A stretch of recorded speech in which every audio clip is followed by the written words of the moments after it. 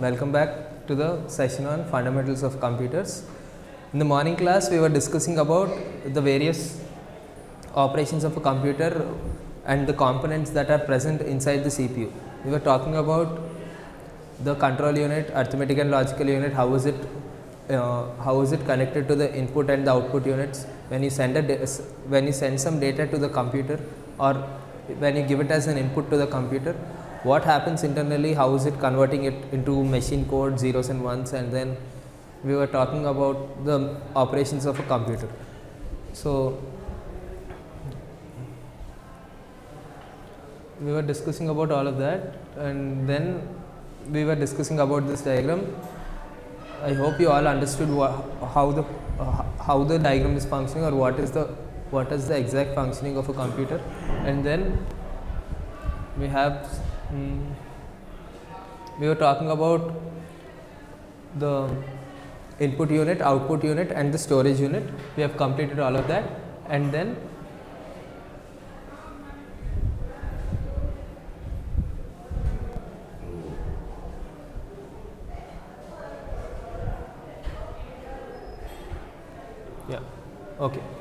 we were talking about the input unit, output unit, and the storage unit. After that, we just started with the primary storage.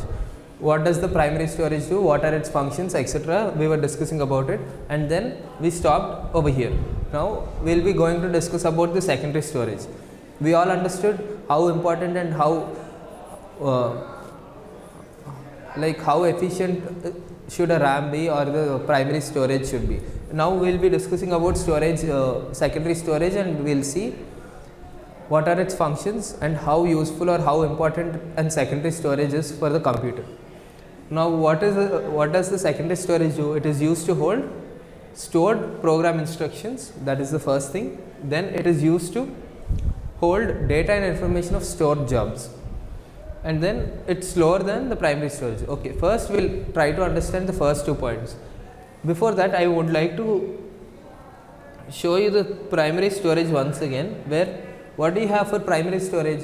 For primary storage, they say that it is used to hold running program instructions, and when you compare it with the secondary storage, you have it as used to hold stored program instructions. What is the difference here? In the primary storage, you are using it to hold it's used to hold running program instructions. Running program instructions in the sense, when you have some tasks, suppose T1, T2, T3 are 3 tasks, then each task has its own instructions. Instructions are nothing but the steps that task needs to follow in order to perform the specific task. Okay. So for each task, we will have a set of instructions that are programmed, and those instructions were stored in your, or it is the RAM is controlling, or it is taking care of the instructions for that particular program or a task. While in secondary storage, what is happening? It's used to hold stored program instructions. The difference between these two is, both of them look similar, that's why I was trying to compare both of them. But the thing that you have to understand over here is, the previous one was trying to store, or it's trying to hold the running program instructions, in the sense whatever instructions are required for the process to happen or for the task to take place, those set of instructions are stored or held by the primary storage. While in secondary storage, it stores the program instructions, in the sense each task or each program has its own instructions, how it has to work, how it has to open, how it has to save. There are lots of features for each and every program. Suppose we consider a program, that program will have an new file. Suppose you consider a Word document. Word document is also a program. What are the instructions that Word document has? You can actually, when you open the Word document, you will be able to create a new file, open an existing file, and if you make some changes, or if you would like to save that file which you have created, with the new file that you have created, you can also save that with a new name or the desired name. So these are just the basic instructions, or these are the basic things that you can easily understand about a program. Any program has its own instructions, just like the Word document, it has its own features which can be used to create or design whatever document you want.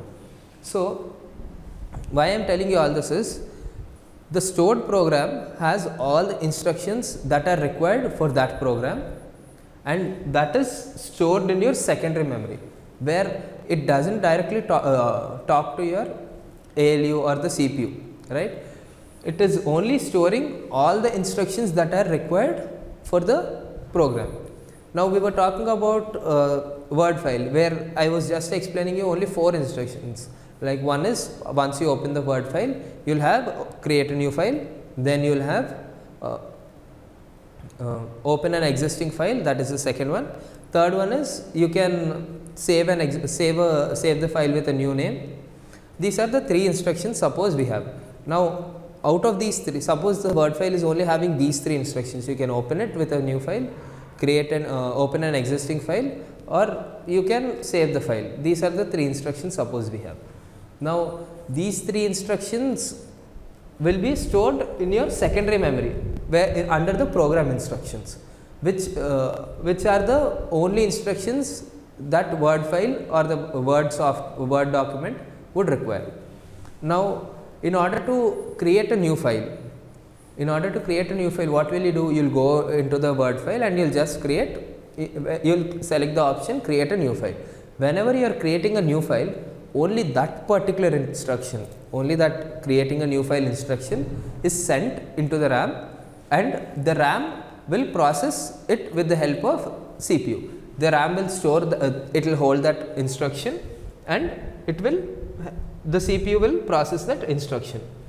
Now, what is happening here? I am getting back to primary storage again, because it is used to hold running program instructions. Running program instructions in the sense, now this Word file has creating a new file. Creating a new file is a instruction, one particular instruction out of so many instructions for that program. Now, we are not sending all the instructions that are available for the program into the primary storage for only one task, that is creating a new file. We are not sending all the instructions that are present for that program, but instead we are only sending whatever instruction that is required by that running program. Now, what is the running program here? Our Word file, the Word document which you opened, that is the running program. Once that starts running, then when we click on create a new file, that is a new instruction for us that needs to be processed. So, how will it get processed? When you click on create a new file, it has to, in the back end, it has to go and fetch for that instruction, and it has to execute it. Once it executes or processes that instruction, a new Word document should be opened for you, where you can write, edit or create whatever data that you wanted to. So, for all of this to happen, what is happening here? It is only taking that create new file instruction into the RAM or the primary storage, and it is processing with the help of CPU. So, that is why it is running program instruction. Now, in the secondary storage, what is happening? We are able to store all the program instructions that are related to that program. Whatever program that we install or that we wanted to use, we can store, we will be storing all the related instructions, data, whatever is related to it, whatever the binary files or any other related files that you have for that program, we will be storing all of that in our secondary storage. So, you have to understand the difference over here, that is very important. Primary storage and secondary storage, both are related to storage, but which one is more efficient or which one is more superior to the other, that is what you have to understand. And then what is the second statement telling you? Used to hold data and information of stored jobs. Now, you are processing something. Now, you have some data in your Word file and you are processing it. Once you have processed it, what was the third operation that we were discussing in the Word file? One was creating a new file, opening an existing file, and saving the created file, right? So, now I have created a new file. Until now I do not have any Word documents in my computer. Now, initially when I installed that Word document software, I opened the Word document for the first time. There I created a new file. Now in that document I have written some data, I have entered some data, and after entering the data, now I want to save that file. Whatever we have created till now, whatever we have given as an input to that document, that should be stored somewhere. Where are we going to store that? We are going to store it in our secondary storage. In the secondary storage, what do you have? It is used to hold data and information of stored jobs. Now job or task, process, whatever it is, you can use, we will be using them, all of them will be having the same meaning, or you can consider all of them as one single thing as of now. So whatever it is, a job or a task. Now what is happening when we are saving that file? We will be storing it in the secondary storage. That is what it means. And then what do you have? It is slower than your primary storage. Why is your secondary storage slower than the primary storage? You have to understand this. The reason is, the secondary storage is of very large size, capacity. The capacity of your secondary storage is very large. That is what is the next point. It's large capacity, right? So when you have a very large capacity, when you want to fetch for a file on that storage device, it becomes really difficult, or it would take a little more time than what it takes for primary storage, because your primary storage is at max, like generally in the industry or anywhere you use, it will be around, it will be ranging from 2 GB to 8 GB or 16 GB. So the RAM size is much more smaller. So whenever the area that needs to be searched for is smaller, it will take lesser time. That is for sure, and that is common. So the same thing is happening here. Your storage devices are around 1 TB, 2 TB, or it will be 500 GB to 2 TB or 3 TB. It depends upon your computer specifications. Now fetching for a file or an instruction or some data on 4 GB RAM and fetching the same data or the file on a 16, like on 1 TB file, on 1 TB disk, there is a lot of difference, right? If you fetch for a document or some data on the 4 GB RAM, it will take around maybe like 2 to 3 seconds. It will be able to find out that document. But if you are trying to find the same document on a 1 TB disk, hard disk, or a 1 TB secondary storage device, then it will take maybe around at least near to 60 seconds or so. So there is a lot of time gap between these two. The reason is, the RAM is only constrained with limited number of data and limited space, where it takes very less time to access the data and find out whatever is required, retrieve whatever we wanted to. But in the secondary storage, it's not the case. You'll be having very large storage space, and there will be so many files or data that needs to be scanned in order to find out or fetch the instruction or data that you want to find out. So always primary storage is faster than secondary storage, or you can call secondary storage is slower than your primary storage. And that is why is it? Because your secondary storage has a very large capacity. And then when you talk about the next point, it's a very much lot cheaper than primary storage. Why is it so? We were discussing about primary storage previously, where there was one point which was talking about volatile nature. It's volatile nature, and also because of that it's a bit expensive, right? What does that mean? Whenever there is some electricity or whenever there is some current or voltage that is passing through that circuits of RAM, they would be activated, and there would be some process happening inside your RAM. But whenever you're cutting off the supply for that RAM, all the data inside that is like it's vanished or it's deleted. The circuits for your RAM are quite different from what you use for your secondary storage. Secondary storage devices, they use a different technology, where we'll be equipping with other kind of technology, and that technology is quite cheaper than whatever you are using for your primary storage, because primary storage is all about circuits, and you have to have so much you have to have so many transistors or circuits embedded into one single chip, which is much more costlier, and the fabrication or the fabrication of that kind of a circuit would take so much cost, right. So, that is the reason, and then it retains data even after power, even without power. The reason is it is not volatile, it is non-volatile, and this one is volatile. That is the difference that you have to understand. And then we will be discussing about arithmetic and logical unit. Till now we were talking about the same thing, right? CPU has arithmetic unit, logical unit, and its control unit. So, first we will see what is an arithmetic and logical unit. Arithmetic logical unit, ALU, of a computer system is the place where the actual execution of instructions take place during processing operation. Now, what does it mean? We have already discussed about ALU control unit in the block diagram that I have showed you previously. So, if you read these three statements, you will be easily able to understand what it means and what is the operation of an arithmetic and logical unit. It has certain instructions coming up to it, and it has the capability of processing and executing them, and it will be returning those instructions or the processed data back to the primary storage, right. Next we have the control unit. What does the control unit mean? Control unit of CU of a computer system manages and coordinates the operations of all the other components of the computer system.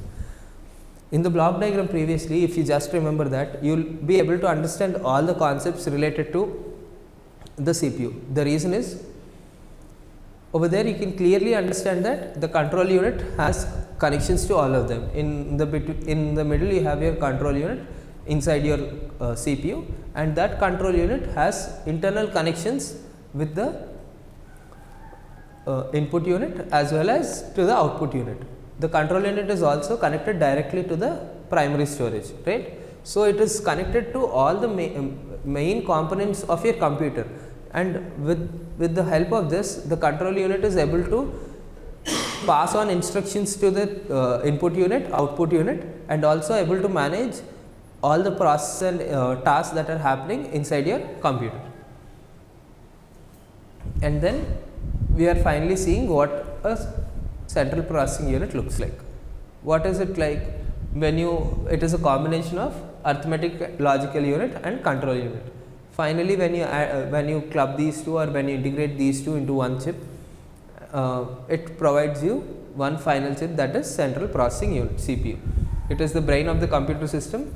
It is responsible for controlling the operations and of all the other units of a computer system, right. Next, let us see. Now, until now we were only looking after, or we were only discussing about the main components inside your computer, that is your CPU, input unit, output unit, and your storage unit, right. Now, we will see the system concept. What is the system concept and how does it look like? A system has the following three characteristics. Any basic computer or any basic system that you consider, it has the following three characteristics.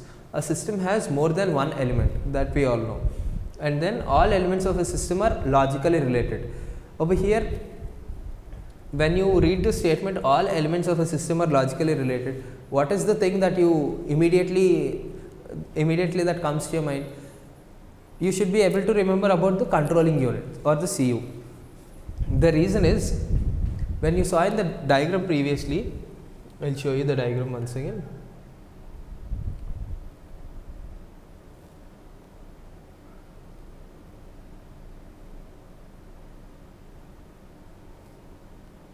Yeah.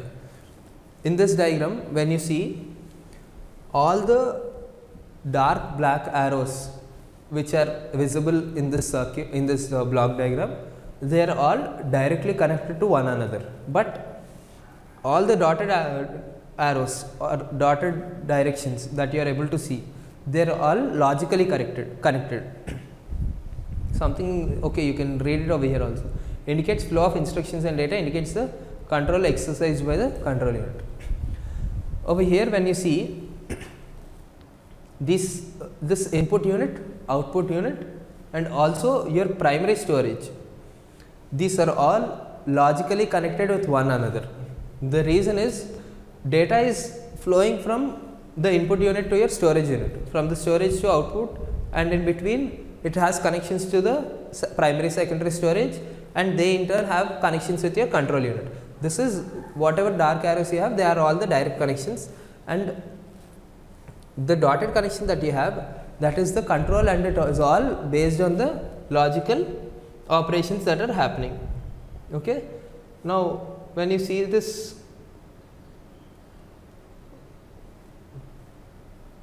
when you are seeing this system concept, the second point states that all elements of a system are logically related. Now, I hope you have understood what it means. Next, the third point is all elements of a system are controlled in a manner to achieve the system goal. So, these are the three main characteristics for any system.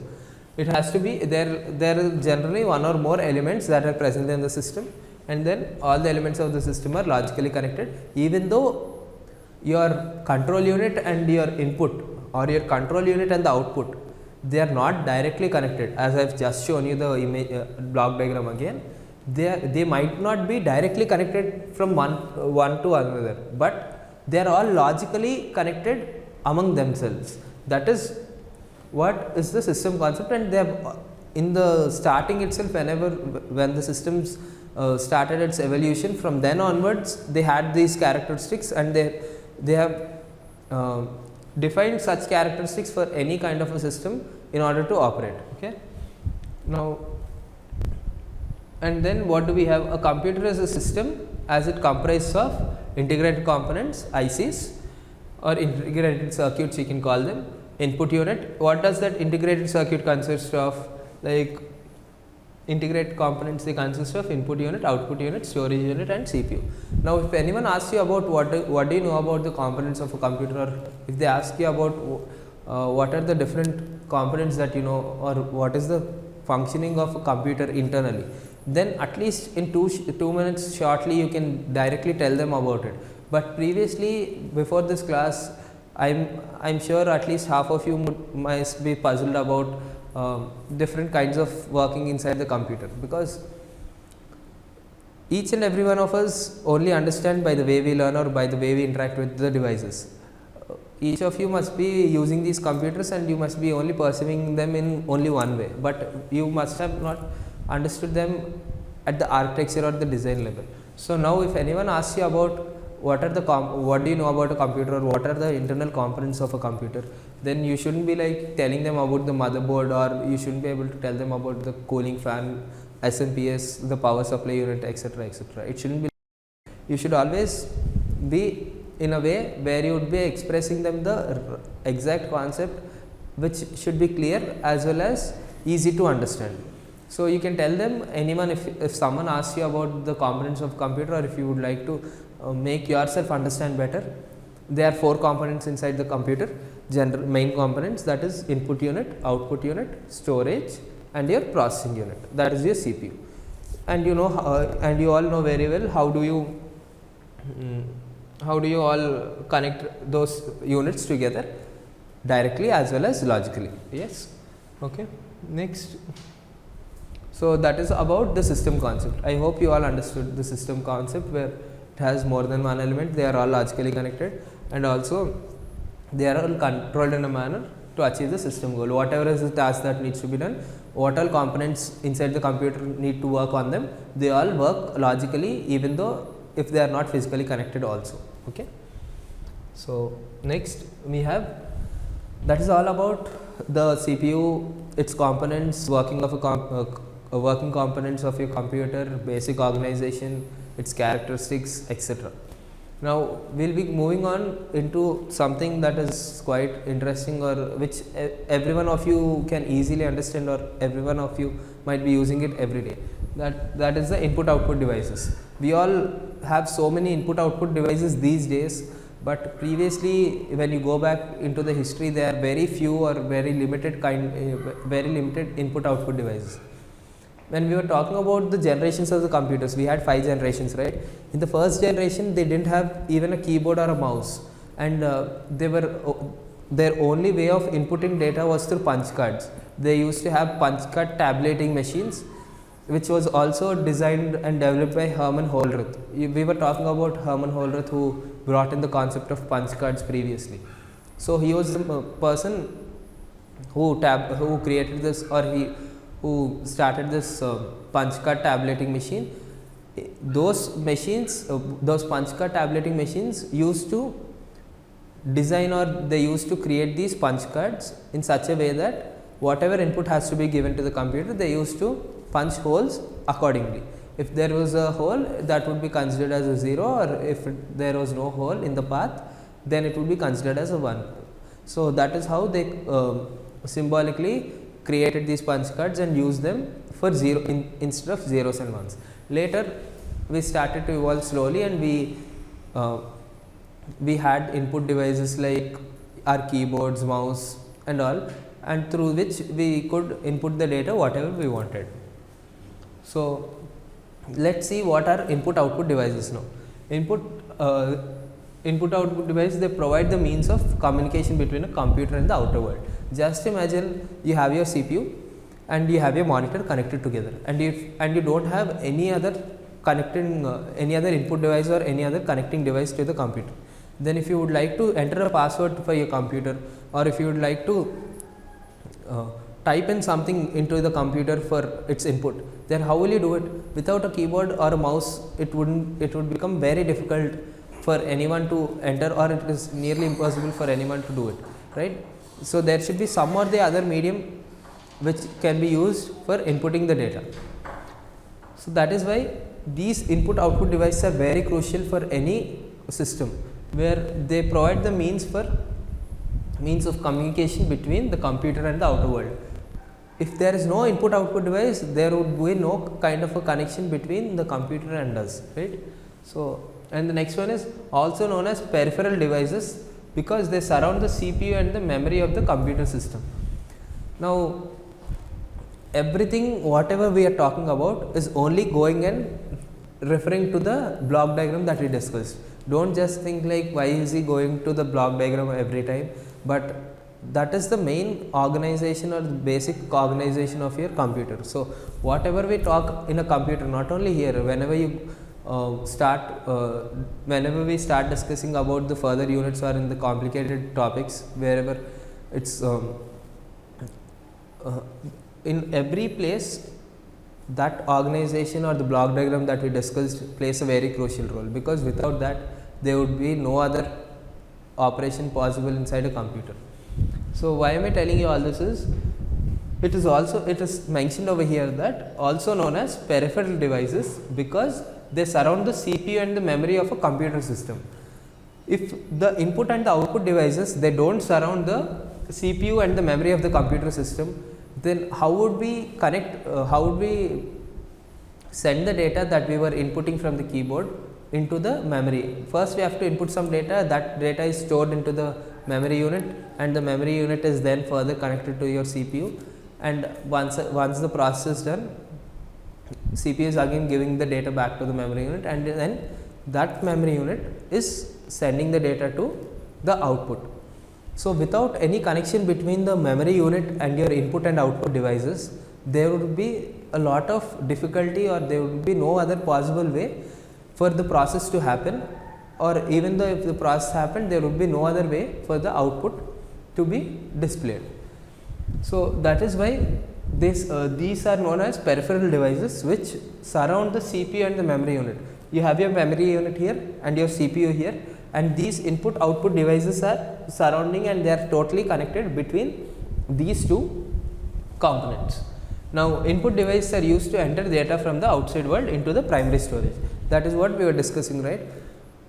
Whatever you wanted to enter into the computer, or whatever you wanted to tell the computer to do, first of all you have to put it through the input itself. Without having an input medium, you cannot store, or you cannot tell the computer to work on specific function or to work on a specific task. So input devices are used for entering the data from the outside world into the primary storage. That is what you have to understand. And then what are the output units used for? Output devices, that is common. If you understand what is the usage of the input units, then you will easily understand output units also. Output devices supply results of processing from primary storage to the user. Now, if you see here, this looks like a very simple sentence that you will all understand, but you have to understand certain terms over here which you can directly link to the block diagram that we were discussing. Output devices supply results of processing. Let's break down this into two parts. One is output device supply results of processing. What are the results of processing? Where is the processing happening? The processing is happening in the ALU or your CPU. Inside the CPU you have your ALU in which your processing is happening, and the controlling unit which is taking care of all the controls and whatever instruction needs to be passed. Now, output devices supply results of processing. Whatever results the CPU is providing after the processing, that is sent from the primary storage to the users. How is it sent? Over here you have your CPU, right? From this, in the CPU you had your process working up. Once the process are done, the output results of your the results of your processing are sent to the primary storage. This primary storage in turn is connected to the output, right?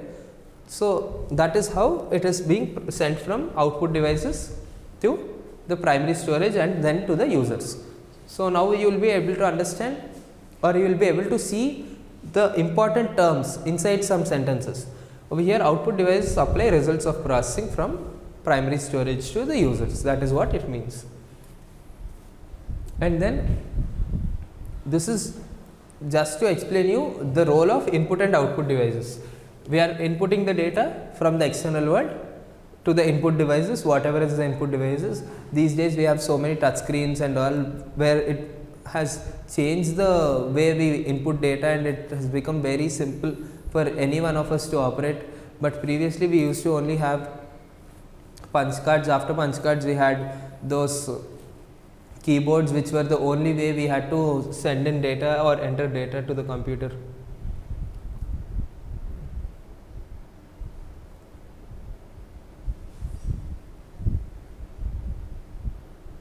Okay, we are here, right? So input data coded in internal form. So we were discussing about all this previously itself. In the previous morning session itself, we were already discussing about how is that input to convert into machine language zeros and ones, and how is that processed zeros and ones output converted back into the human readable form. We were discussing about all that. The same thing is visible here, but in a diagrammatic form. That's it. Input data from external world, it's given to the input devices. These input devices, the input data is coded in internal form, that is zeros and ones. It's sent to the CPU and the memory. They together process whatever is required, whatever task that needs to be happened, and then that is then processed. The processed data in internal form is sent to the output device, where it will be again converting it into the human readable form, and you will have the results of processing in human acceptable form. That is how the sequence happens. Okay. Next, we will see what are the commonly used input devices. Most of us know, everybody of us know mostly what are keyboard devices. Then we have point and draw devices. We will see what are point and draw devices. Then we have data scanning devices. Then we have digitizer, electronic card based devices, speech recognition devices, vision based devices. They are like, generally, if someone asks you about, or if you think by yourself, like how many kinds of input device can we have, then maybe you will be able to only find out like 4 or 5 types of devices. But over here you have around 7 different kinds of input devices, and these are all not just only the devices. These are the categories in which you have those the input devices. Under the keyboard devices, you might have multiple different devices, multiple different forms, or multiple ways in which you can operate those devices. That is the first thing. Then point and draw devices, there might be different shapes or different functionalities for each device under this category. So don't see these terms as just the devices or 7 types of input devices, but they are the categories. In keyboard device, you might have so many kinds of devices under it, and then point and draw devices.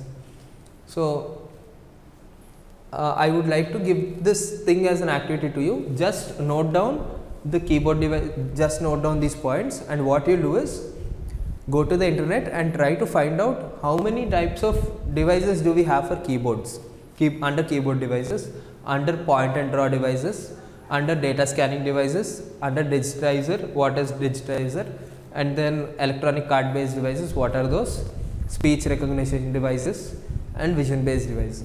If you just try to find out how many kinds of devices do we have and how many different ways can we send an input to the computer. It's not only on computer but any system into which we can send input.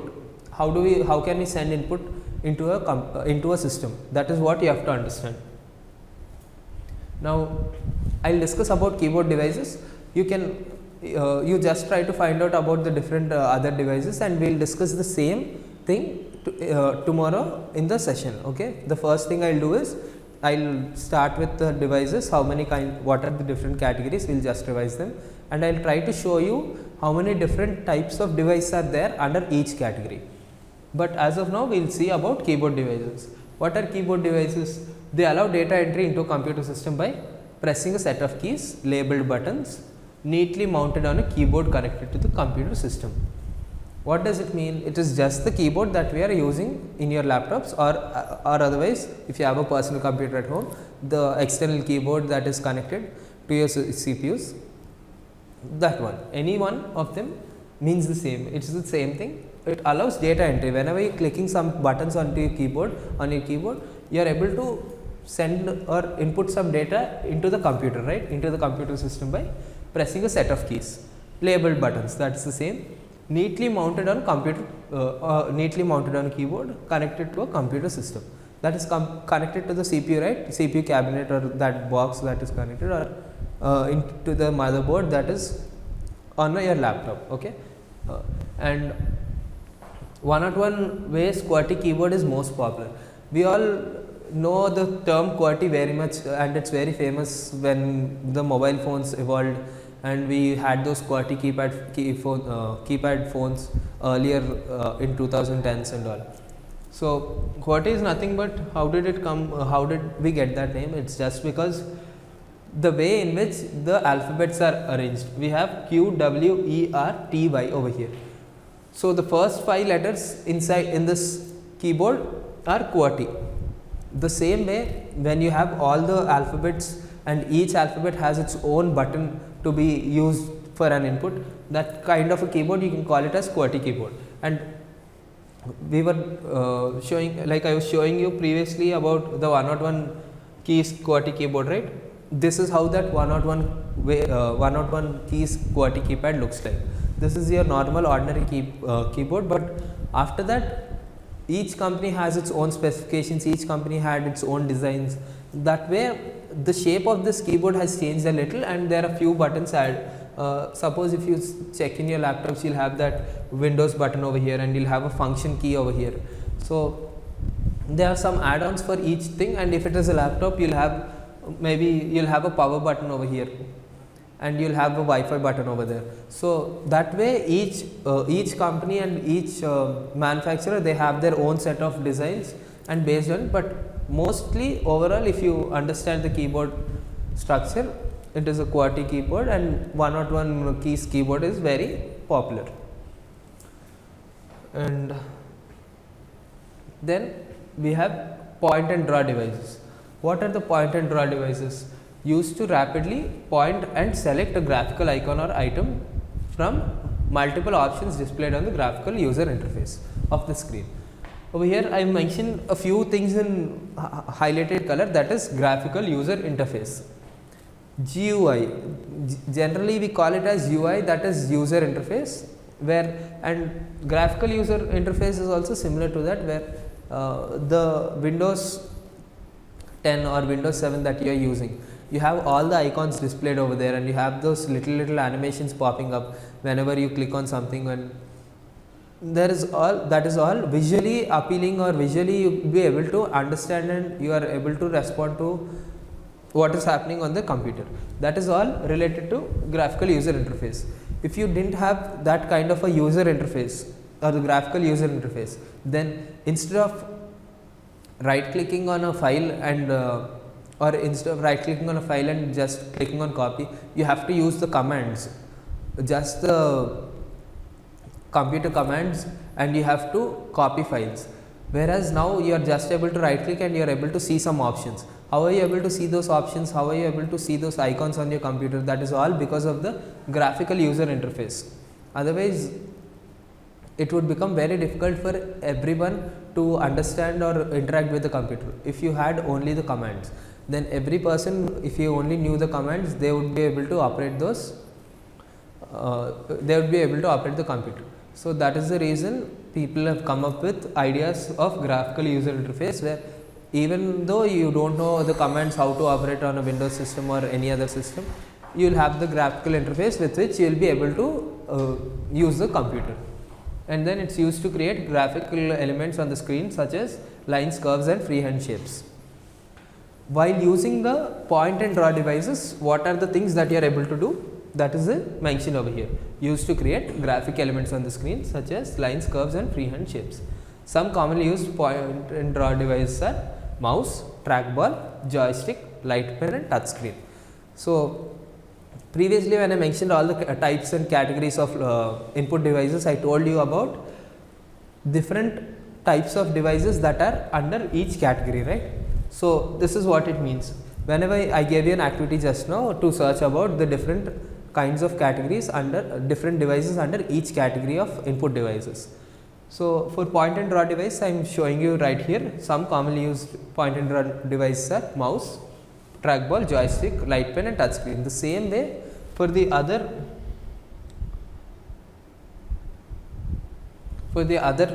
devices, you should be able to find out how many kinds of device do we have under digital scanning devices, how many kinds of device do we have under digitizer, how many kinds of device we have under electronic card based devices. The same way, just try to find out how many different devices do we have under each of these categories, and we will discuss the remaining part in the next session. So, in the tomorrow session, I will just discuss about these things, and then we will try to start about operating systems. It is a very interesting topic. So, and try to find out about these devices. Okay. So, that is all for today. Thank you.